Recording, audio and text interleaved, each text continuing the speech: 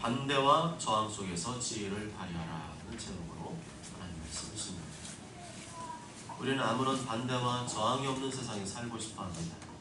그냥 아무 일 없이 편안하게 지내고 싶어 합니다. 그러나 분명히 제가 예언하지만 그런 일은 없을 겁니다. 죽을 때까지 없을 겁니다. 예수님 다시 오실 때까지 그런 일은 없을 겁니다. 왜냐하면 이 세상은 죄로 얼룩져 있기 때문이죠. 이 세상의 모든 사람들은 다 죄를 지을 수밖에 없는 죄인들이기 때문입니다. 나도 죄인이고 너도 죄인이고 서로 죄인들끼리 인간관계를 맺으며 살아가는데 어떻게 아무런 반대와 저항이 없겠어요? 어떻게 아무런 다툼과 갈등 없이 지낼 수가 있겠습니까?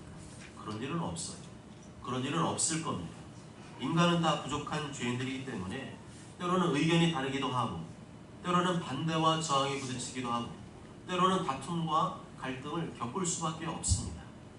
그런 일이 생겼을 때 너무 이상하게 생각하지 말고 자연스럽게 받아들여야 됩니다. 만일 모든 인간이 죄가 없는 완벽한 존재라면 반대도 없고 저항도 없고 다툼도 없고 갈등도 없는 세상이 되겠지만 그런 일은 없을 것입니다. 인간의 역사 속에서 그렇게 된 적은 한 번도 없었습니다.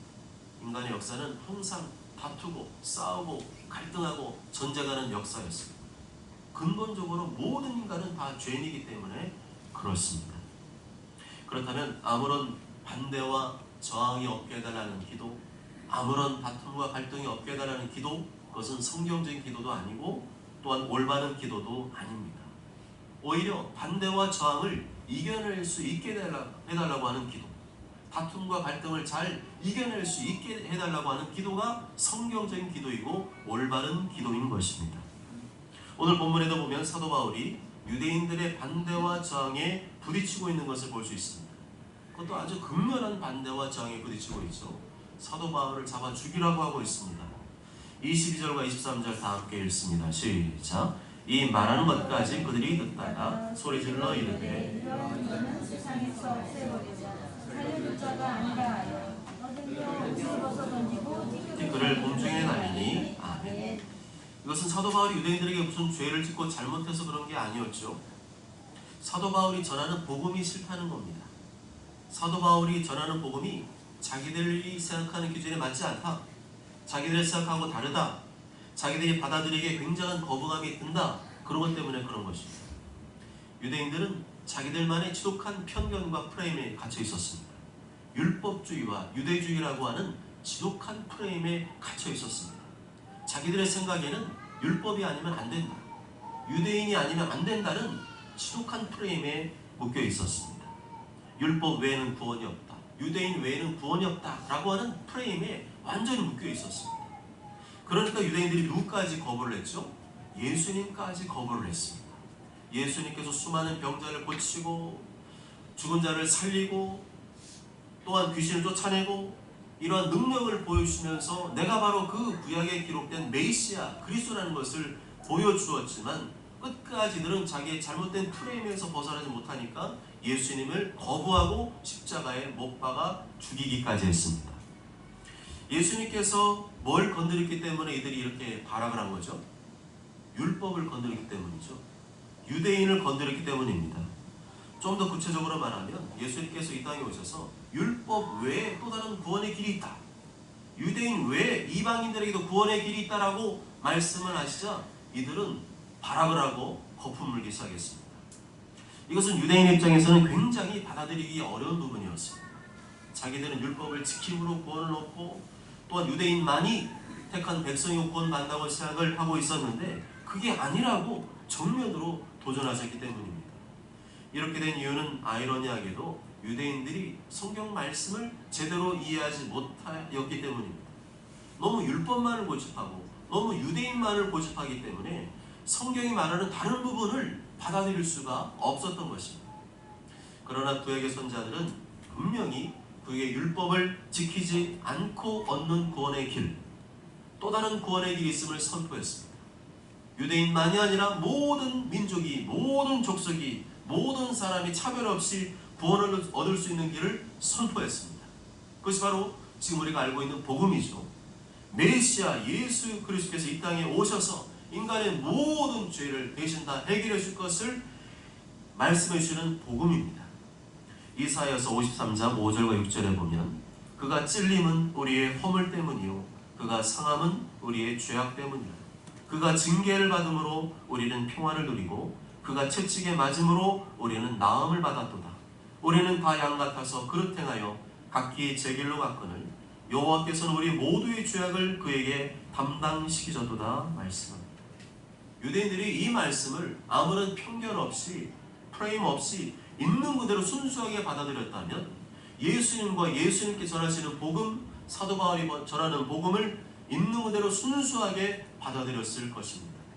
그러나 그들은 율법이 아니면 안 된다, 유대인이 아니면 안 된다는 지독한 프레임에 빠져 있었기 때문에 끝끝내 예수님을 미워하고 배척하고 십자가에 못 박아 죽이는 만행을 저지르고 말았습니다. 또한 사도 바울이 전하는 이 복음을 강하게 거부하고 그도 또한 죽이려고 했습니다. 그렇습니다. 아무리 그것이 하나님 말씀이고 인간을 죄에서 구원하는 복음이라고 할지라도 듣는 사람의 마음밭이 단단하고 강팍하고 완고하면 하나도 그 속에 들어갈 수가 없는 것입니다. 하나님의 말씀 문제가 아니라 복음의 문제가 아니라 그 사람의 마음밭에 문제가 있는 것입니다. 그래서 한 영혼이 구원을 받으려면 하나님 말씀에 대한 거부감, 복음에 대한 거부감이 먼저 깨지지 않으면 안 됩니다. 나의 믿음이 성장하기 위해서도 마찬가지죠. 하나님 말씀에 대한 거부감, 복음에 대한 거부감이 깨지지 않으면 우리는 성장할 수가 없습니다. 하나님의 말씀과 내 생각이 충돌할 때 나의 생각과 가치관을 꺾고 부인하고 내려놓을 수 있어야 됩니다. 하나님의 말씀이 문제가 아니라 내가 그동안 잘못 생각하고 잘못 들어왔고 잘못 알아왔던 잘못된 지식, 편견의 프레임이 문제인 것입니다. 그 프레임이 깨져야 됩니다. 그 프레임이 깨질 때 하나님의 말씀과 복음이 순수하게 들어갈 수 있는 줄 믿습니다. 그래서 우리는 세상의 교육과 학문을 배우되 거기에 물들어서는 안 됩니다. 유명한 사람이나 전문가의 말을 듣고 참고는 하되 거기에 물들어서는 안 됩니다. 도리어 우리는 하나님의 말씀과 복음으로 세상의 교육과 학문을 바꿔나가야 됩니다. 잘못된 지식과 사상을 하나님의 말씀과 복음으로 바로잡아야 됩니다. 그것이 우리 그리스도인의 또 다른 사명인 것입니다. 그렇게 하려면 내가 먼저 하나님의 말씀과 복음에 붙잡혀야 됩니다. 하나님의 말씀과 복음에 사로잡혀야 됩니다. 날마다 하나님 말씀 읽고 묵상을 해야 됩니다. 날마다 하나님 말씀으로 나의 잘못된 지식과 사상을, 생각을 깨뜨려야 됩니다. 그래야 할 때 세상의 지식과 교육과 학문을 배우면서도 무엇이 잘못되었는지를 찝어낼 수가 있죠. 블로그나 유튜브에서 떠들어대는 좋은 말들 중에서 무엇이 잘못되었는지를 찝어낼 수가 있습니다. 특히 요즘 시대는 개인 SNS 시대이기 때문에 학교 선생님이나 대학의 교수님보다도 네이버, 구글, 유튜버, 또 인스타 같은 채널을 통해서 더 많은 정보와 지식을 얻고 듣는 시대입니다. 그렇기 때문에 더더욱 우리는 영적인 분별력과 판단 능력을 갖추어야 됩니다. 오히려 지금은 예전 시대보다 더 많이 말씀을 읽고 더 많이 말씀으로 무장을 해야 되는 시대입니다. 예전보다 더 많이 말씀 교육과 훈련이 필요한 시대입니다. 그렇지 않으면 수많은 세상의 정보와 지식에 물들여져서 나도 모르는 사이에 하나님의 말씀에 대해서 의문을 갖게 되고 하나님 말씀을 무시하게 되고 하나님 말씀을 거부하게 되는 일이 일어나기 쉬운 시대입니다. 목소리가 크면 이긴다는 말이 있지 않습니까? 그렇지만 목소리가 크면 아무 생각 없이 군중심리에 휩싸여서 그리로 같이 갈 수가 있습니다. 군중심리에 의해서 옳은 말, 바른 말, 또 심지어 하나님의 말씀까지도 매장당할 수가 있습니다. 22절 말씀을 보면 이 말하는 것까지 그들이 듣다가 소리질러 이르되 라고 되어 있습니다. 사도 바울이 전하는 이 복음의 메시지가 합당한지 타당한지 들어보고 고민하고 연구하는 과정이 생략되어 있죠. 그냥 감정적이에요. 배타적입니다. 그냥 목소리 크면 장땡인 거죠. 아무리 사도 바울이 전하는 메시지가 옳은 것이고 합당한 것이어도 자기들이 듣기 싫으면 그만이라는 겁니다. 자꾸만 말하면 가만 안 두겠다는 것입니다. 완전 무대포 아나무인이죠. 그래서 22절과 하반절과 23절에 보면 사도 바울이 이 복음을 듣고 어떻게 반응을 하죠? 이러한 자는 세상에서 없어버리자 살려둘 자가 아니라 하여 떠들며 옷을 벗어던지고 티끌을 공중에 날리니 라고 반문합니다. 아주 발악을 하고 있죠. 집단 최면에 걸린 것입니다. 자기들의 잘못된 틀과 프레임에 갇혀서 사도 바울이 전하는 생명의 복음, 구원의 복음, 천국의 복음을 거부하고 있는 것입니다. 사도 바울이 전하는 복음이 정말 그러한가 생각하고 연구하지 않고 그저 거부감 들기 때문에, 듣기 싫기 때문에 거부하는 것입니다. 그러다가 아예 저 듣기 싫은 복음을 전하는 저놈도 죽이자라고 사람들이 반응을 하는 것이죠. 사람을 죽이는 것에 대해 아무런 거리낌이나 양심의 가책을 느끼지 않는 태도, 이것이 더 문제라고 볼 수 있습니다. 인간이기를 포기한 거죠. 지난주에 대단히 엽기적인 사건이 있었습니다. 칼의 길이가 80cm나 되는 일본도를 가지고 길 가는 주민을 아무 이유 없이 잔혹하게 살해한 사건입니다. 거기 아파트 앞에 있는 경비실을 보니까 그 앞에 피가 막 아주 낭자해가지고 물을 뿌려도 피가 아니에요. 핏자국이 쓰게질 않더라고요. 그런데 더 엽기적인 것은 그 살인마가 경찰에 체포되어 조사를 받는데 자기는 그 사람을 죽인 것에 대해서 아무런 미안한 마음이 안 든다는 거예요. 그게 더 충격적이었죠. 그 살인마가 정신병을 잃은 경력도 없고 술 취한 것도 아니고 마약을 복용한 적도 없는데 아무런 이유 없이 길 가던 주민을 죽이고도 아무런 죄책감이나 양심의 가책을 느끼지 않았다는 것, 그것은 굉장히 충격적인 일입니다. 자기 스스로 인간의 일을 포기한 것이죠. 사람을 죽이는 일에 아무런 양심이나 가책을 느끼지 못한다는 것은 인간이기를 포기하는 것이 아니고 무엇이겠습니까?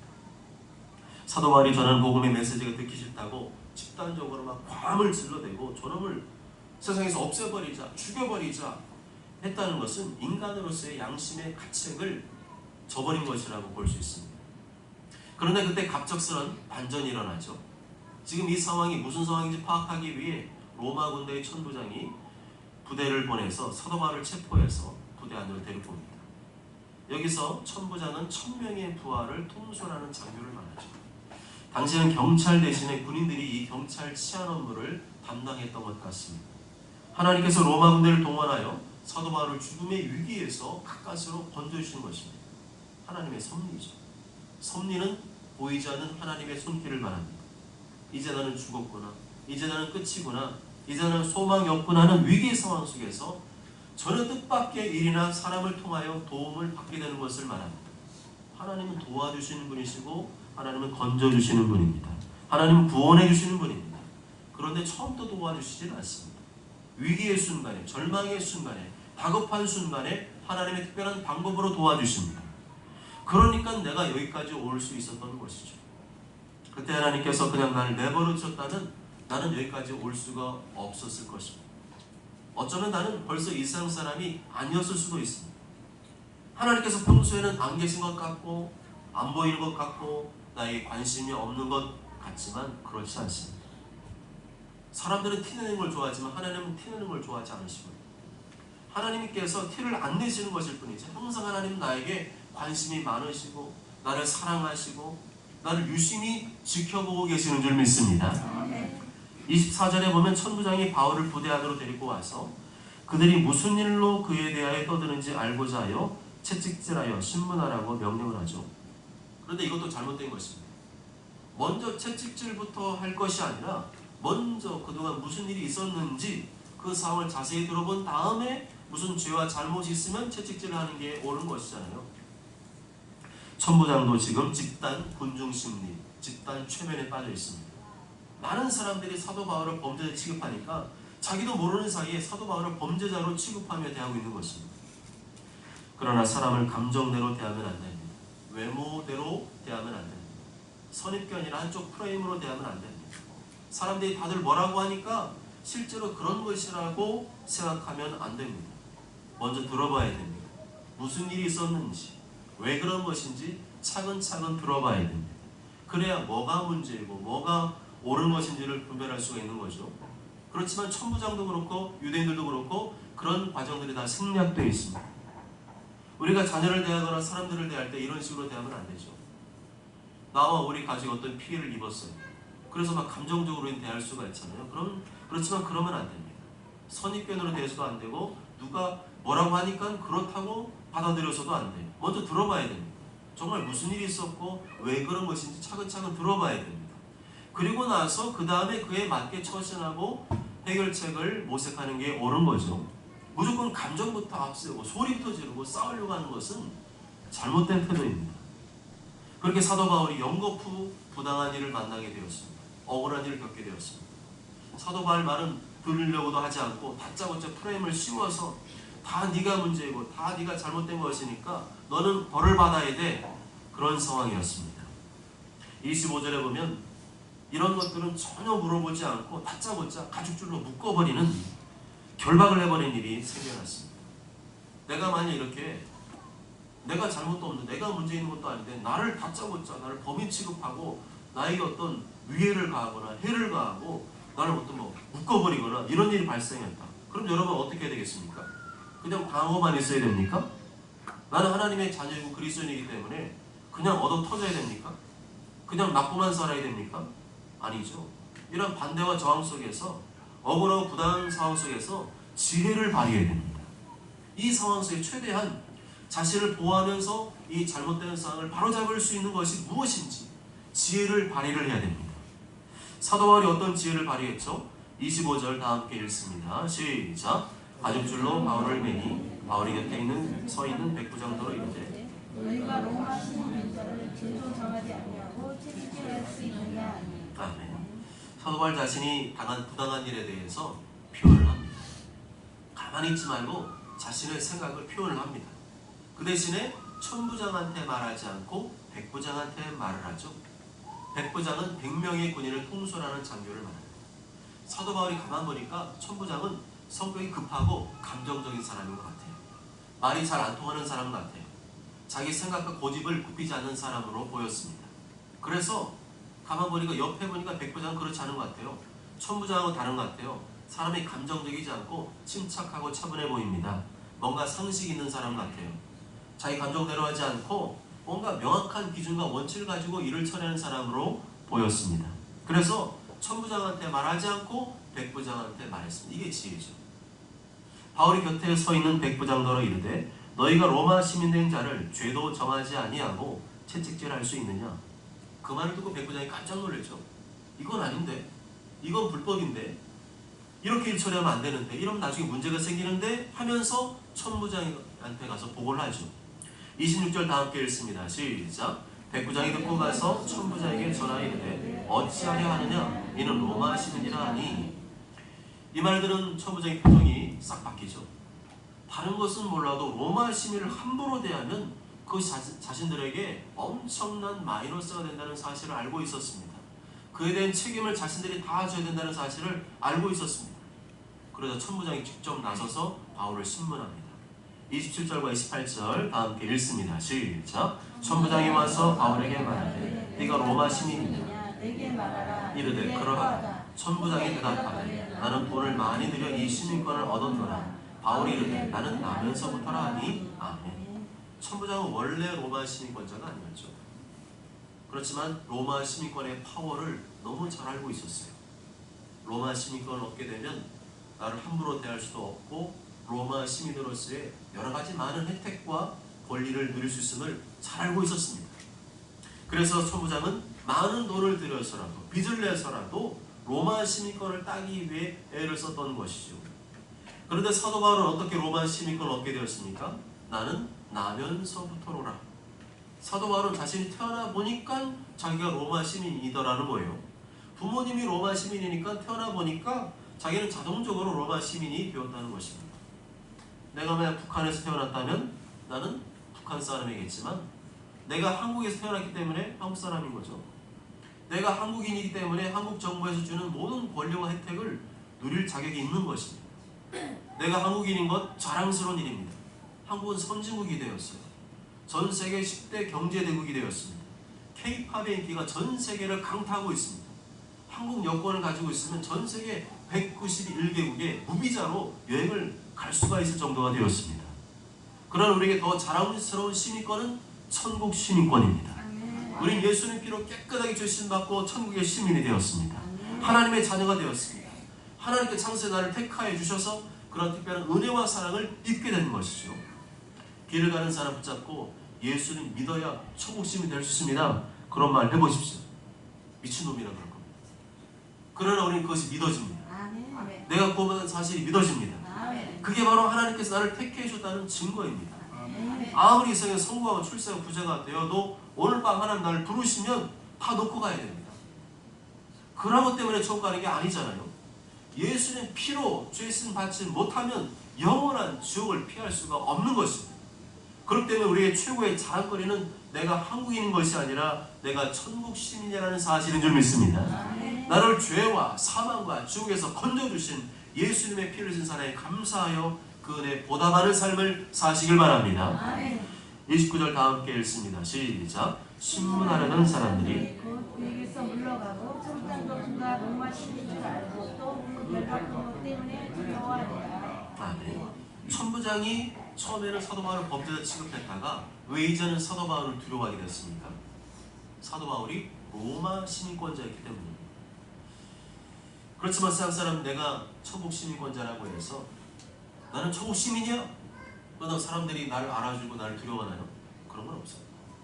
내가 예수님 믿고 예수 그리스도를 믿고 영적 세계를 아는 사람만이 천국 시민권의 소중함을 아는 것이죠. 그렇지만 내가 세상에서 힘 있는 자리에 있으면 사람들이 나를 함부로 대하지 못해요. 내가 복음을 전하면서 당하게 되는 여러 어려움과 고난을 해결하는데 세상적인 것들이 도움이 될 수가 있습니다.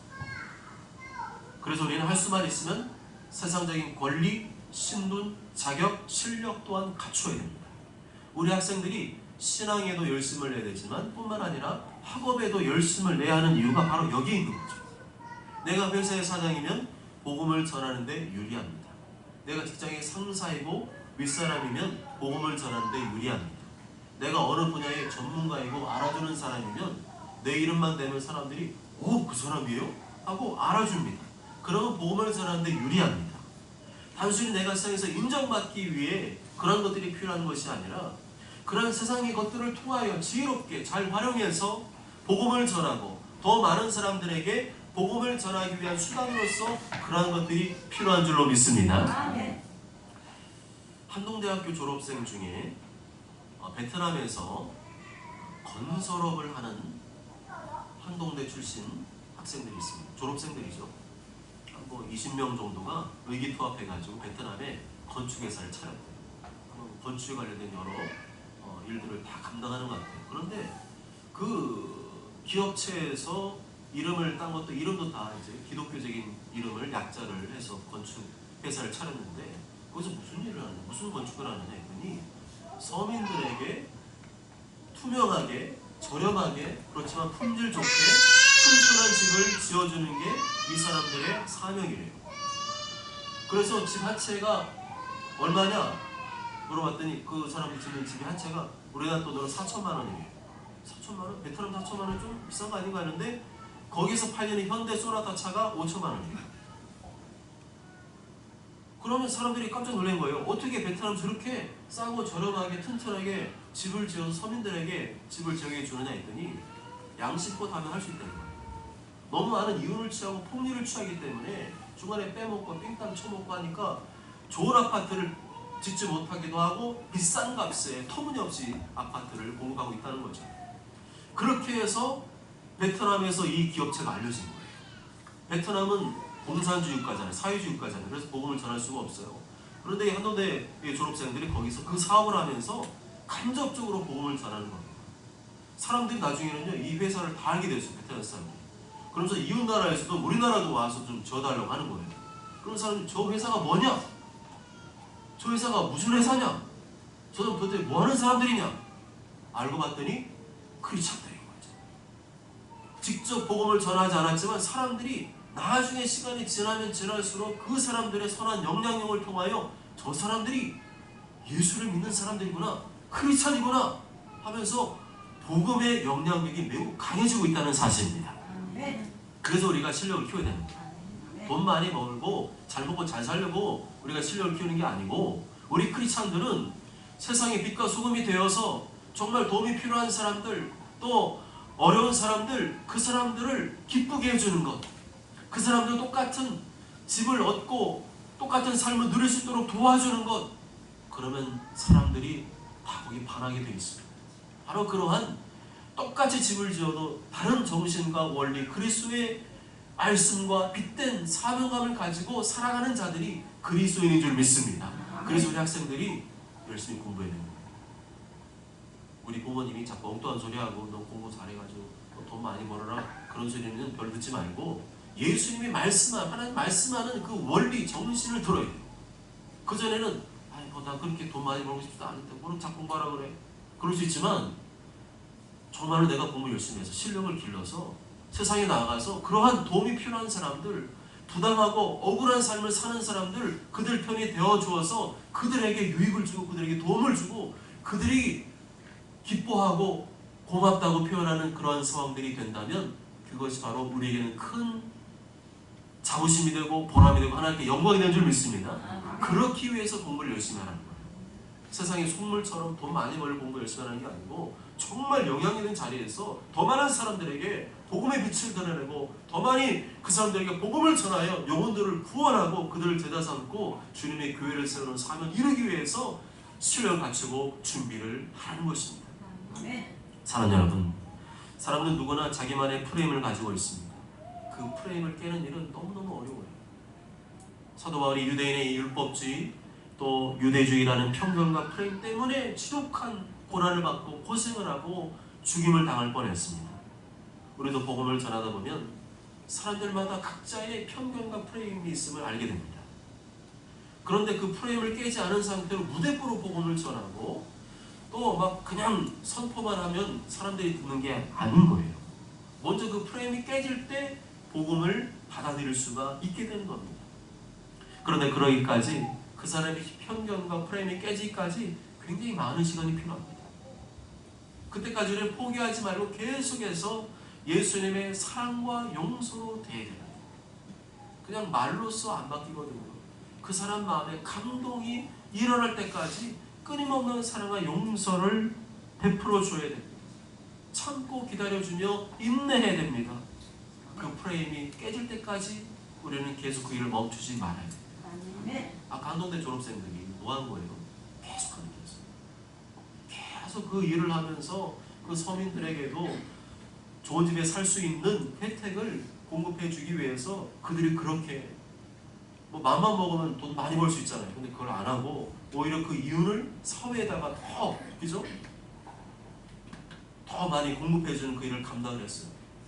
그럴 때 얼마나 많은 여러 가지 소리도 듣고 얼마나 많은 어려움이 있었겠어요. 그렇지만 그 사람들의 복음에 대한 잘못된 공산주의 사회에서 배운 예수는 없어, 종교는 없어, 종교는 아편 것 같아, 망할 것 같아, 그런 부정적인 사고와 틀을 깨는 데 있어서는요, 그냥 말로 되는 것이 아니고 바로 이러한 끊임없는 사랑을 베풀고 용서를 베풀고 기다려주고 기도하는 이 작업들을 통해서 점점 더 서서히 균열이 일어나고 깨어지게 되고 부서지게 되고 마침내 그들이 예수 그리스도의 복음을 받아들이게 된 줄 믿습니다. 아멘. 또 우리는 복음을 전하면서 여러 가지 부당하고 어려운 일을 만날 수 있습니다. 그럴 때 이 부당함과 어려움을 만나게 되었을 때 그냥 가만히 있는 것은 지혜로운 게 아니죠. 적절하게 표현하면서 해결해야 됩니다. 내 말을 충분히 받아주고 들을 수 있는 사람에게 말을 하고 표현을 해서 이 문제를 해결해 나가야 됩니다. 또 우리는 이러한 반대와 저항을 극복하기 위해 세상이 원하는 자격과 실력도 갖춰야 됩니다. 바울이 로마 시민권을 갖고 있었기 때문에 이 문제가 역전이 되었잖아요. 그럴 때 이런 것처럼 우리가 복음을 전하기 위해서는요, 실력이 필요합니다. 어떤 자격도 갖춰야 돼요. 그럴 때 쉽게 일이 더 풀릴 수가 있습니다. 복음이 더 효과적으로 전파될 수가 있는 것입니다. 모두 저는 모두 다 나는 예수님 피로 죄심 받은 거룩한 하나님의 자녀라는 자부심과 함께 더 효과적으로 복음을 전하기 위해 세상적인 실력과 자격도 갖추고 그것을 적절히 사용하는 지혜로운 증인들이 다 되시길 주님의 이름으로 축복합니다. 아멘.